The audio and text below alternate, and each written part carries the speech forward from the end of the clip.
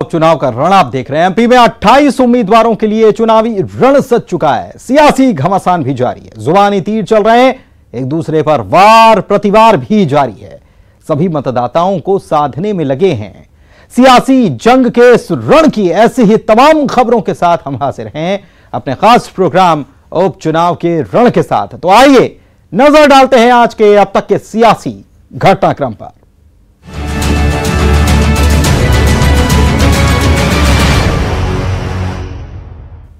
Madhya Pradesh BJP के अध्यक्ष VD Sharma ने प्रेस कॉन्फ्रेंस की और कांग्रेस को जमकर निशाने पर लिया। वीडी शर्मा ने कहा कि कांग्रेस नेता इलेक्शन कमीशन पर दबाव बना रहे हैं। उन्हें ना ही न्यायालय पर भरोसा है ना ही निर्वाचन पर। वीडी शर्मा ने कहा कि जब से आचार संहिता लगी हुई है तब से अफसर इलेक्शन कमीशन के नेतृत्व में काम कर रहे हैं और ऐसे में कमलनाथ और दिग्विजय सिंह अफसरों को धमका रहे हैं। यह आचार संहिता उल्लंघन के साथ आपराधिक मामला है। वीडी शर्मा ने इमरती देवी के ऊपर दिए गए आपत्तिजनक बयान को लेकर भी कमलनाथ को घेरा है और प्रदेश की जनता से माफी मांगने की बात कही।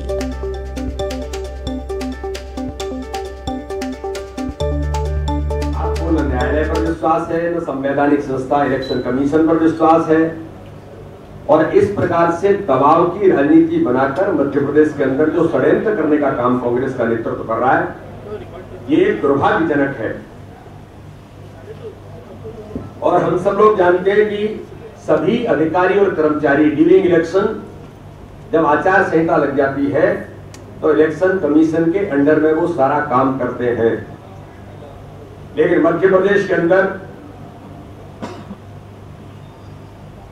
मध्य प्रदेश कांग्रेस के अध्यक्ष श्रीमान कमलनाथ जी और मध्य प्रदेश के पूर्व मुख्यमंत्री श्रीमान दिग्विजय सिंह ने जिस प्रकार से आज मध्य प्रदेश के अधिकारी और कर्मचारियों पर उनको धमकाने का जो प्रयास किया है, सामूहिक धमकी उनको दी गई है कि हम 10 तारीख के बाद तुमको देख लेंगे। और वहीं कमलनाथ और दिग्विजय के खिलाफ चुनाव आयोग से हुई शिकायत पर पूर्व मंत्री सज्जन सिंह वर्मा का बयान आया। कहा कि बीजेपी इलेक्शन कमीशन में शिकायत करके कांग्रेस को उलझाने की कोशिश कर रही है। सज्जन सिंह वर्मा ने कहा कि अफसरों की लिखित में शिकायत के बाद अब आयोग कार्रवाई कर रहा है। शिवराज चौहान अपना आपा खो चुके हैं। वो समझ गए जनता का जो बॉडी लैंग्वेज आ रहा है इस समय कि 28 के 28 चुनाव बीजेपी हार रही है। जनता बिल्कुल कांग्रेस के साथ बिल्कुल दमदारी से खड़ी है। अधिकारियों को डराने की बात ये हमें चुनाव आयोग में उलझा के रखना चाहते हैं। देखिए, चुनाव आयोग ने कमलनाथ जी की बात पे मोहर लगाई है। आज आप देख लीजिए, एक आईएएस और एक आईपीएस का ट्रांसफ़र चुनाव आयोग ने किया है। इन्हीं शिकायतों के आधार पे किया है जो कमलनाथ जी बोल रहे हैं। तो चुनाव आयोग जब उस चीज़ पे मोहर लगा रहा है तो हमें कोई जनता के सामने कोई सफाई देने की आवश्यकता नहीं। और शिवराज को मैं कहता हूँ कि ये बच्चों जैसी हरकत बंद करो। चुनाव आयोग में घड़ी घड़ी उठ के अपना भेज देना। चुनाव आयोग को अपना काम करने दो, कांग्रेस को अपना काम करना। और अब आपको बता दें कि सीएम शिवराज ने कमलनाथ के बयान पर पलटवार करते हुए कहा है कि हार के डर से कांग्रेस बौखलाई हुई है। कमलनाथ कर्मचारियों को धमका रहे हैं, जिसका संज्ञान चुनाव आयोग को लेना चाहिए। कल कमलनाथ ने यह कहा था कि सरकारी कर्मचारी बीजेपी के पक्ष में जो काम कर रहे हैं तो उनको याद रखना चाहिए कि 10 तारीख के बाद 11 तारीख भी आएगी। वहीं दिग्विजय सिंह ने भी इस पर बयान दिया। कहा कि ग्वालियर चंबल में कुछ पुलिस वाले नेतागिरी कर रहे हैं और कुछ कर्मचारी सरकार के दबाव में काम कर रहे हैं।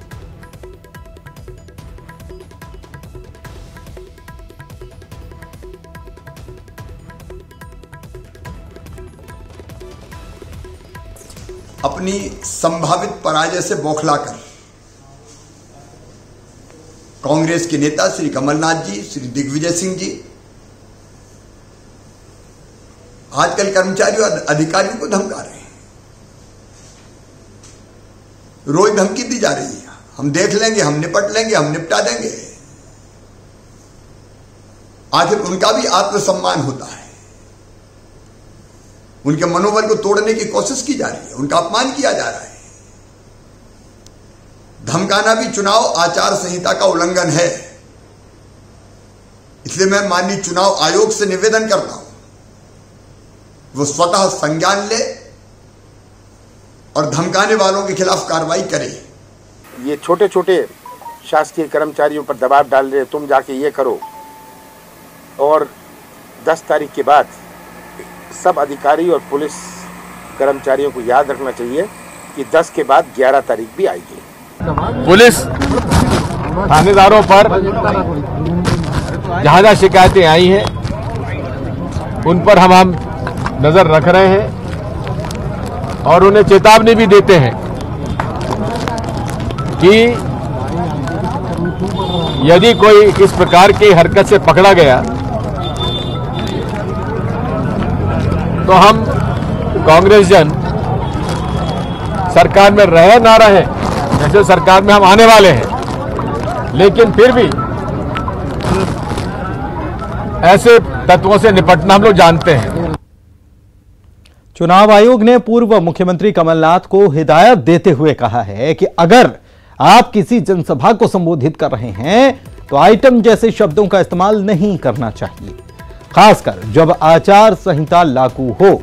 एक जनसभा में मंत्री इमरती देवी के लिए आइटम शब्द का प्रयोग किए जाने पर बीजेपी नेताओं ने चुनाव आयोग से ऑनलाइन शिकायत की थी और अब चुनाव आयोग ने कमलनाथ को नसीहत देते हुए इस तरह के शब्दों के प्रयोग से बचने की सलाह दी है।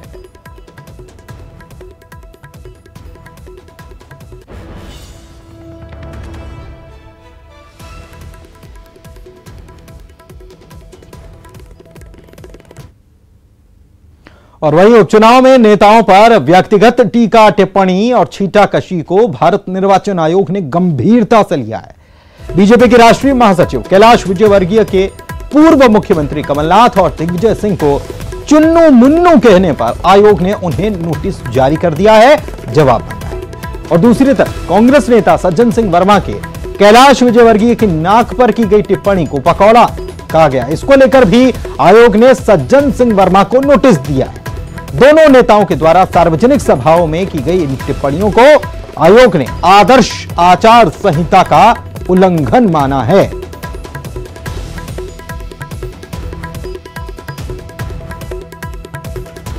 कैलाश विजयवर्गीय और सज्जन सिंह वर्मा दोनों को नोटिस दिया गया। कैलाश विजयवर्गीय ने बयान दिया, बीजेपी के नेता हैं, कांग्रेस नेताओं पर बयान दिया था।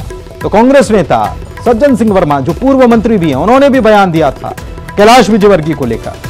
तो भाषा की मर्यादा जो खत्म होती जा रही है, इसको लेकर आचार संहिता का उल्लंघन व्यक्तिगत टिप्पणी को मानते हुए और नोटिस जारी किया गया चुनाव आयोग की तरफ से। अनुराग हमारे सहयोगी हमारे साथ भोपाल से लाइव जुड़े हुए हैं और उनसे बात करते हैं। अनुराग, चुनाव आयोग को कहना पड़ रहा है, हिदायत देनी पड़ रही है और नोटिस देना पड़ रहा है, जिस तरीके से भाषा का स्तर गिर रहा है, चुनाव की तारीख जैसे जैसे नजदीक आ रही है वैसे वैसे व्यक्तिगत टिप्पणियां और ऐसी टिप्पणियां जिसको सुनकर शर्म आ जाए वो की जा रही हैं और अब नोटिस पर नोटिस सर्व किए जा रहे हैं। बिल्कुल पुनीत, देखिए ये पहला मौका होगा जब इस तरीके के उपचुनाव में इस तरीके की भाषा का इस्तेमाल और इस तरीके से एक दूसरे को चेतावनी देते हुए नेता नजर आ रहे हैं। और सबसे बड़ी बात है कि अधिकारी कर्मचारियों के कामकाज को लेकर भी सवाल नेता उठा रहे हैं। व्यक्तिगत आरोप और प्रत्यारोप का सिलसिला थमने का नाम नहीं ले रहा है और ये भी पहला मौका होगा जब चुनाव आयोग ने, चाहे वो मुख्य निर्वाचन पदाधिकारी हो या दिल्ली में चुनाव आयोग को बार बार इस बात की सलाह जो है राजनीतिक दलों और नेताओं को देना पड़ रही हो कि वो उपचुनाव या चुनाव के दौरान मर्यादाओं को ना भूलें, उसका पूरी तरीके से ध्यान रखें। लेकिन उसके बावजूद भी नेता जिस तरीके की भाषा का इस्तेमाल कर रहे हैं, जिस तरीके के आरोप प्रत्यारोप लगा रहे हैं, जिस तरीके से व्यक्तिगत आरोप लगाए जा रहे हैं, उस पर साफ तौर पर यह झलक रहा है कि इस बार के उपचुनाव में नेता मुद्दों की बजाय आरोप और प्रत्यारोप और एक दूसरे पर कीचड़ उछालकर चुनाव जीतने की कोशिश में लगे। ये पहला ही मौका होगा जब इतनी बड़ी संख्या में चुनाव आयोग में शिकायतें की गई होंगी और चुनाव चुनाव आयोग की तरफ से इतनी बड़ी संख्या में नोटिस जारी किए गए होंगे। एक दो नेताओं को नहीं बल्कि 1 दर्जन से ज्यादा नेताओं को लेकर चुनाव आयोग ने अब तक नोटिस जारी किए हैं। कई नेताओं के खिलाफ FIR अभी दर्ज की गई है। लेकिन अब जिस तरीके की भाषा का इस्तेमाल अधिकारियों और कर्मचारियों को लेकर किया जा रहा है, उसको लेकर भी सवाल उठने लगे, क्योंकि लगातार चाहे कांग्रेस पार्टी हो, वो लगातार इस बात के आरोप लगा रही है कि अधिकारी कर्मचारी बीजेपी के दबाव में काम कर रहे हैं। और एक सूची भी कांग्रेस पार्टी तैयार कर रही है कि कौन कौन से अधिकारी कर्मचारी भाजपा के दबाव में या पक्ष में काम कर रहे हैं, और इसकी शिकायत भी लगातार कांग्रेस की तरफ से की जा रही है। तो कुल मिलाकर बीजेपी और कांग्रेस एक दूसरे पर आरोप प्रत्यारोप लगा रहे हैं, शिकायतों का दौर जारी है, और खुद बीजेपी और कांग्रेस के बड़े नेता चुनाव आयोग पर पहुंचकर शिकायतें कर रहे हैं। यानी कि चुनाव आयोग पर भी कहीं ना कहीं दबाव बनाने की कोशिश की जा रही है, ताकि 3 नवंबर को जब उपचुनाव होगा तो उसमें किसी तरह की गड़बड़ी ना हो। शुक्रिया अनुराग आपका इस जानकारी के लिए। अभी देखना होगा कि आने वाले दिनों में जैसे जैसे मतदान की तारीख नजदीक आती है, वैसे वैसे क्या चुनाव आयोग की तरफ से जो नोटिस जारी किए जा रहे हैं, अंकुश लगाने की बात कही जा रही है कि इस भाषा का इस्तेमाल कैसे किया जाए, इस बात का ध्यान रखें तो संभलेंगे या फिर और तेज होंगे ऐसे बयान। मध्य प्रदेश में 28 सीटों पर हो रहे उपचुनाव में सीएम शिवराज सिंह चौहान हर वर्ग को साधने की कोशिश में लगे हैं। सांवेर क्षेत्र के राजपूत समाज के सम्मेलन में सीएम पहुंचे थे। उनके साथ प्रदेश की संस्कृति, पर्यटन, आध्यात्म विभाग की मंत्री उषा ठाकुर, नंद कुमार सिंह चौहान सांसद और सांसद शंकर ललवानी भी मौजूद थे। इस मौके पर उन्होंने राजपूत समाज के लिए घोषणाएं की। सीएम ने कहा है कि रानी पद्मावती की स्मृति में भोपाल की मनु भावान की टेकरी पर भव्य स्मारक बनाया जाएगा। स्मारक को बेहतर स्वरूप देने के लिए राजपूत समाज के एक प्रतिनिधि मंडल बनाया जाएगा जो अपने सुझाव देगा। इसके अलावा रानी पद्मावती के शौर्य गाथा को प्रदेश सरकार स्कूली पाठ्यक्रम में शामिल करेगी। इसके साथ ही महाराणा प्रताप और रानी पद्मावती के नाम पर शौर्य पुरस्कार हर साल सरकार देगी। इसके अलावा पद्मावती फिल्म के रिलीज के दौरान किए गए विरोध प्रदर्शन में करणी सेना के युवाओं पर दर्ज मुकदमे भी वापस लिए जाएंगे। पद्मावती जी के जीवन पर आधारित जो सही उनकी जीवन गाथा है, शौर्य गाथा है, उसको अगले सत्र में अभी मैं निर्देश दे रहा हूं, पाठ्य पुस्तक में सम्मिलित कर दिया जाएगा। और दो पुरस्कार,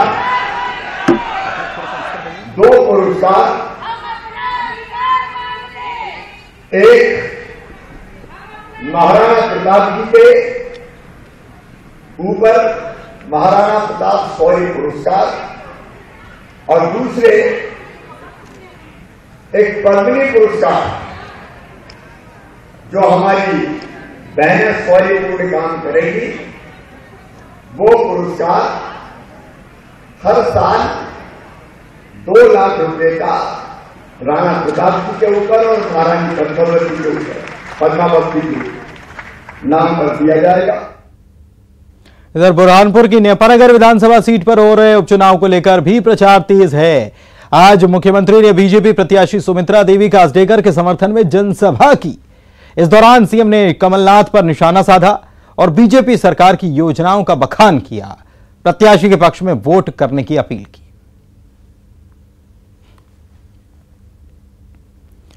वहीं कांग्रेस के दिग्गज युवा नेता सचिन पायलट आज शिवपुरी जिले की दोनों विधानसभा सीटों पर कांग्रेस प्रत्याशियों के समर्थन में सभा को संबोधित करने पहुंचे। शिवपुरी जिले की नरवर और सतनवाड़ा में चुनावी सभा को संबोधित करते हुए उन्होंने बीजेपी को निशाने पर लिया। सचिन पायलट के साथ आचार्य प्रमोद कृष्णम भी मौजूद थे।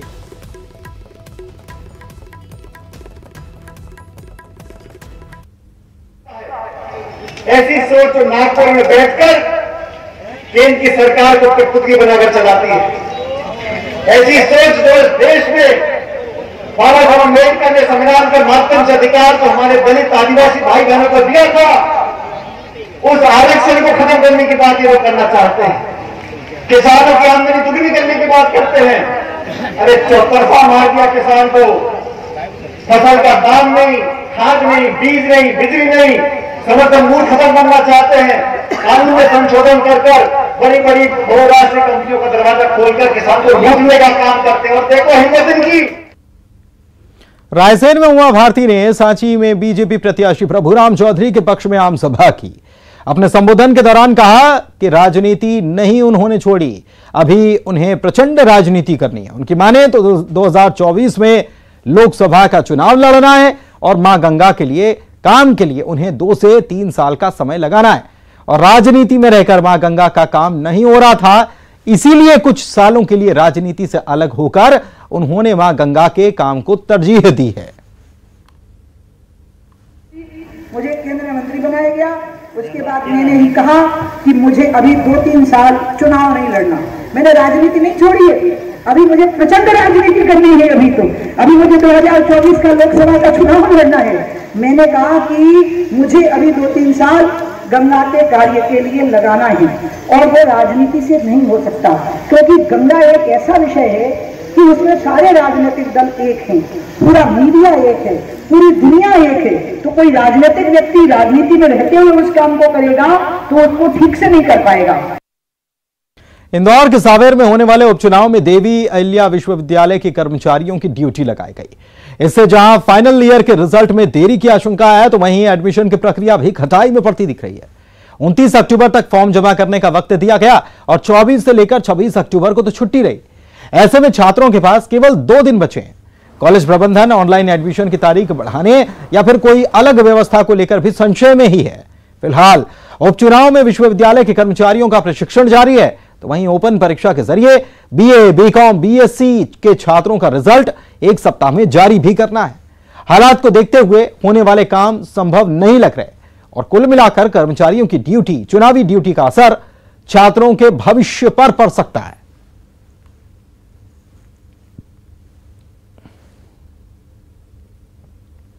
अफसरों के तबादले किए गए। राज्य प्रशासनिक सेवा के अफसरों के तबादले किए गए। उपचुनाव वाली सीटों पर 4 अफसर भेजे गए। बड़ी खबर ये आपको बता रहे हैं। राज्य प्रशासनिक सेवा के अफसरों के तबादले हुए हैं और इनमें से 4 अफसरों के जो तबादले हुए हैं, उपचुनाव वाली सीटों पर 4 अफसर भेजे गए हैं।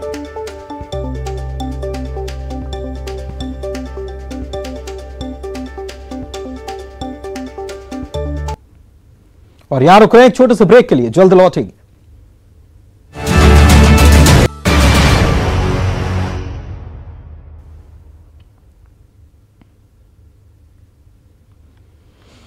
ब्रेक के बाद आपका स्वागत है। चलिए आगे बढ़ते हैं। बात मरवाही उपचुनाव की, जिसके लिए कांग्रेस ने अपनी पूरी ताकत यहां लगा दी है।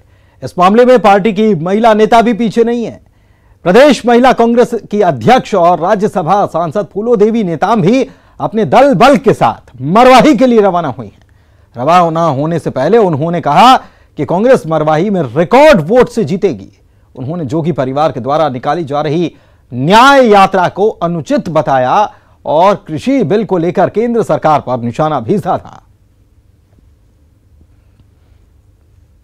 महिलाएं हैं जो महिला कांग्रेस की टीम है, 2 महीने से लगे हुए हैं। सबको अलग अलग विकास खंड में, सेक्टर में, जोन में ड्यूटी लगाया गया है। स्थानीय महिलाओं के साथ डोर टू डोर जा रहे हैं, प्रचार कर रहे हैं। और मैं विश्वास के साथ कहूँगी कि महिलाओं को जो भी जिम्मेदारी दी जाती है संगठन से, वो एक अपना जवाबदारी ईमानदारी के साथ वो निभाती हैं हमेशा से। और इस बार भी महिला वो उस विधानसभा में सबसे ज़्यादा मतदाता है और महिलाओं को रिझाने में कोई कसर नहीं छोड़ेंगे और बहुत भारी मतों से। और अब देखते हैं चुनावी टॉप 20।